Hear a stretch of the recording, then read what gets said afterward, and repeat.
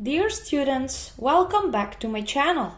In this video, we are going to learn about antihypertensive medications. Hypertension or high blood pressure is when the force of blood pushing against the artery walls is consistently too high. Hypertension is also known as a silent killer because usually the patients don't have any symptoms until serious damage to the arteries is done, leading to complications like heart attack and stroke. Given its widespread impact, managing hypertension is critical for preventing such serious medical issues. Antihypertensive drugs play a vital role in this management. They are classified into several categories based on their mechanisms of action, and there we have ACE inhibitors, angiotensin receptor blockers, diuretics, calcium channel blockers, beta blockers, and alpha blockers, or with one name, sympathicolytics. Each class targets different pathway involved in regulating blood pressure. To be able to understand this, let's recap some physiology. Okay, so the blood pressure is determined by the patient's cardiac output and systemic vascular resistance. Many organs have an impact in regulating the blood pressure through mechanisms that affect either the cardiac output, the systemic vascular resistance, or both, such as the kidneys, the adrenal glands, the liver, and the lungs. When the renal blood flow is low, no matter the reason for it, the kidneys release the molecule called renin. Renin serves as an enzyme to a protein called angiotensinogen, which is produced by the liver.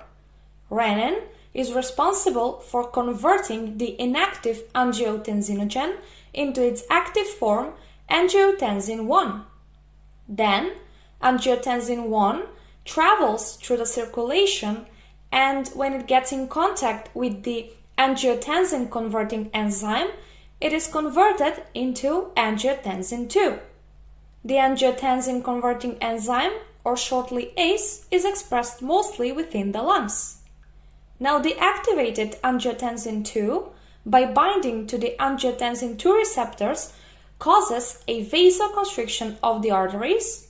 It triggers the adrenal glands to release aldosterone and the pituitary gland to release antidiuretic hormone.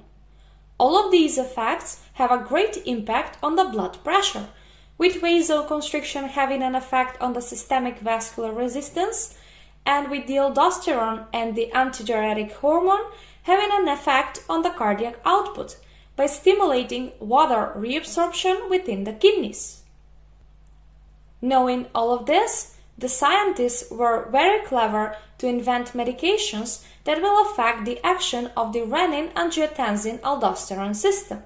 Those are the ACE inhibitors and the ARBs, or the angiotensin-converting enzyme inhibitors and angiotensin receptor blockers. So, ACE inhibitors decrease blood pressure by inhibiting the angiotensin-converting enzyme. This causes a decline in the production of angiotensin 1 and therefore angiotensin 2.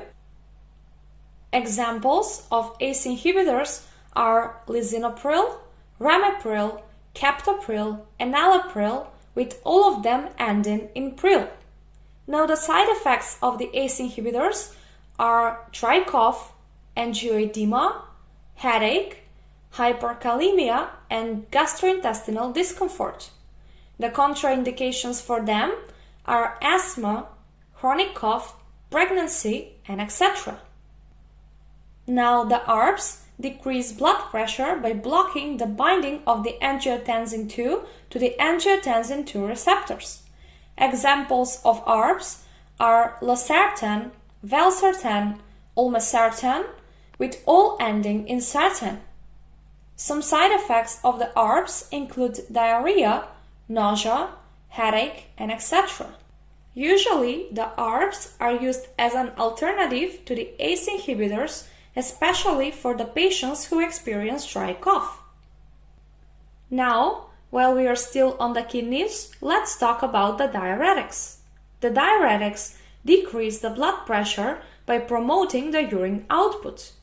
There are three classes of diuretics: the loop diuretics, the thiazides, and the potassium-sparing diuretics. They act on a different part of the nephron, which is the functional unit of the kidneys. The loop diuretics act on the thick ascending limb of the loop of the Henle. Here, they inhibit a sodium-potassium chloride transporter.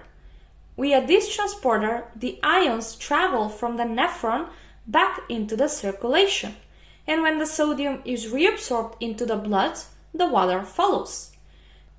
So, by inhibiting the transporter, the loop diuretics prevent the reabsorption of sodium and also of the water. By decreasing the blood volume, they decrease the cardiac output and hence the blood pressure. Most commonly used loop diuretic is furosemide. Now, the main action of the thiazides is on the distal part of the nephron. Here, they inhibit sodium transport back into the circulation by blocking the sodium chloride channels. So, by promoting diuresis, they lead to volume depletion, they decrease the cardiac output and hence the blood pressure. Most commonly used thiazide diuretic is HCT. Now, the potassium-sparing diuretics like spironolactone and triamterene are medicines that increase diuresis without the loss of potassium. They are generally weak diuretics that act mainly on the collecting duct by interfering with the sodium-potassium exchange, or they work as an antagonist at the aldosterone receptor. Some side effects of the loop and thiazide diuretics are hypokalemia, hyponatremia, hypovolemia, and hypotension. And of the potassium-sparing diuretics, hyperkalemia and gynecomastia. Okay, so now let's talk about the sympathetic nervous system. So the sympathetic nervous system with its transmitters noradrenaline and adrenaline plays a huge role in regulating the blood pressure. The smooth muscle cells of the blood vessels have alpha-1 adrenoreceptors expressed on their surface. When noradrenaline gets to them, released by the sympathetic neurons, the smooth muscle cells get an information to contract. The contraction of the smooth muscle cells leads to vasoconstriction. Vasoconstriction causes increased systemic vascular resistance and therefore high blood pressure. Furthermore, the heart's electrical conducting system and the cardiomyocytes have beta-1 adrenoreceptors expressed on their surface. The stimulation of the beta-1 adrenergic receptors expressed on the sinoatrial node, the pacemaker of the heart, results in positive chronotropic effects, which means that the pacemaker is forced to release impulses faster and therefore to increase the heart rate. Since the heart rate has an impact on the cardiac output, this will result in elevated blood pressure. Further, the stimulation of the beta-1 adrenergic receptors expressed on the cardiomyocytes or the cardiac muscle cells sends a message to the heart muscle cells to contract with more force. Since it has an impact on the cardiac output, it will result in elevated blood pressure. This is the such-called inotropic effect of the sympathetic nervous system on the heart. Now, since we know all of this, if in a patient with elevated blood pressure we use drugs that will affect the action of the sympathetic nervous system, we will probably solve the problem. So here come the sympathicolytics, or the alpha and the beta blockers. Examples of alpha blockers are terazosin, prazosin, tamsulosin, and etc. And examples for beta blockers are metoprolol, labetalol, atenolol, with all ending in olol. These drugs, by blocking the alpha and the beta adrenergic receptors, block the effect of the sympathetic nervous system on the heart and on the vessels. Therefore, they manage to lower the blood pressure. The side effects of the beta blockers are bradycardia, hypertension, bronchoconstriction, sexual dysfunction, erectile dysfunction, and etc. Okay, now we finally got to the last class, which is the calcium channel blockers. The calcium channels in our body allow the movement of calcium ions in and out of the cells. When the calcium ions enter the heart's muscle cells and the vascular smooth muscle cells, they enable the cells to contract. Also, they play an important role in the heart's electrical conducting system. All of the effects together, the heart rate, the contraction of the heart, and the vasoconstriction, affect the blood pressure. So by blocking the calcium channels and stopping the calcium from entering the cells, we can lower the blood pressure.